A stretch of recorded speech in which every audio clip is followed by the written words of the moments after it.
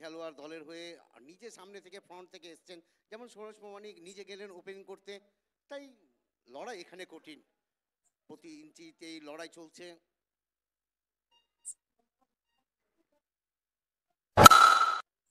Saroj Pramanik on fire এবং mid wicket অঞ্চল দিয়ে একটা heavy weight high and handsome over boundary, 6 run.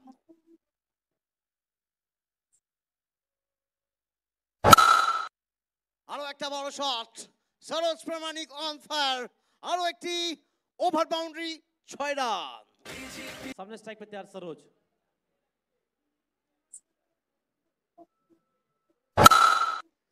हवाई शॉट, पीछे भाग तो रहे किशनु, लेकिन बॉल को सिर्फ बाहर से लाने के लिए एक और छक्का। बड़ा ओवर, 19 आ गए पहले ओवर से। ঠিকঠাক ব্যাটিং এখন পর্যন্ত। পরের বল, আরো একবার একটা বড় শট, বল গেছে দূর দূর অনেক দূর, ওভার বাউন্ডারি, 6 রান। बेहतरीन शुरुआत,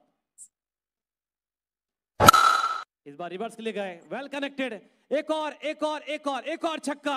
Saroj Paramanik back to back sixes.